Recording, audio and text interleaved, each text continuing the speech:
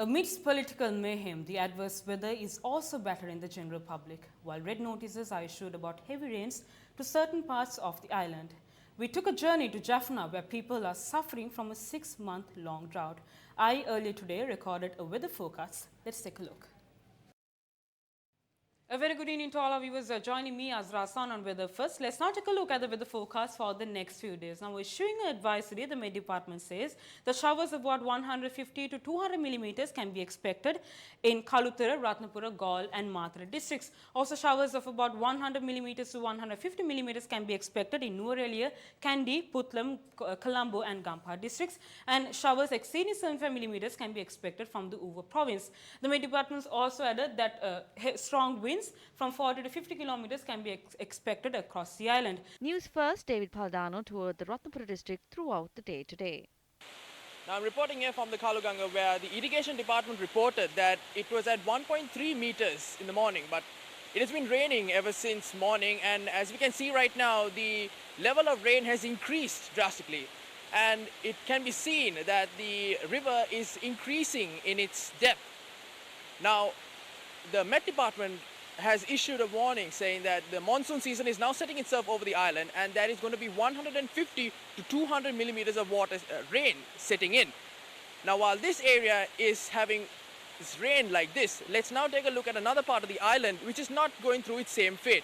While many parts of the island are receiving heavy rains, northern and eastern provinces are experiencing an extremely hot weather condition. While there are torrential downpours in certain parts of the country, here in the northern province, especially in the Jaffna Peninsula, contrastingly there is a prevailing drought condition. This drought condition has not only taken a toll on the day-to-day activities of the villagers, but it has now posed a challenge for the breadwinners to bring a meal to their families and also to continue on their livelihood. This is the manner in which a large number of people gathering at this water tank, which is the only water tank in the Pitiala village in the Kharenagar Divisional Secretariat area in Jaffna.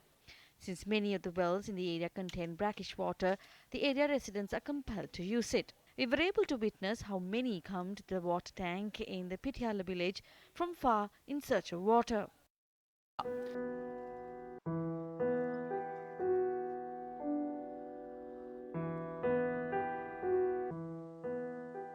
This 84-year-old woman who lives in the Punnakurithiru 12th village is compelled to fend for herself as her children and her husband have died due to the war. Her livelihood is depending on producing Palmyra-based products and cultivating vegetables. However, all that she had worked for has been destroyed due to the 6-month-long drought affecting the area. As a result, she spends many days without a meal. It is not only this village that has been battered by the drought. Over 159,000 individuals in the northern province have been affected by the severe drought. News First also inquired into how the prevailing weather condition has affected the agricultural sector of the economy. When News First inquired whether any steps were taken by the Treasury to provide relief to those affected by the drought, a top official from the department said that so far the drought has not caused an adverse impact when compared with the drought condition the country faced in 2016. Speaking to News First, Pradeep Kodipilli of the Disaster Management Centre stated that water is being provided to those affected by the prevailing weather condition. Meanwhile, speaking to News First, Director General of the Ministry of Agriculture, Dr. W.M.W. Veerakon stated that the delay in monsoon rains has negatively impacted the agriculture sector, and if the prevailing drought continues to prevail, the local agriculture sector may face severe difficulties.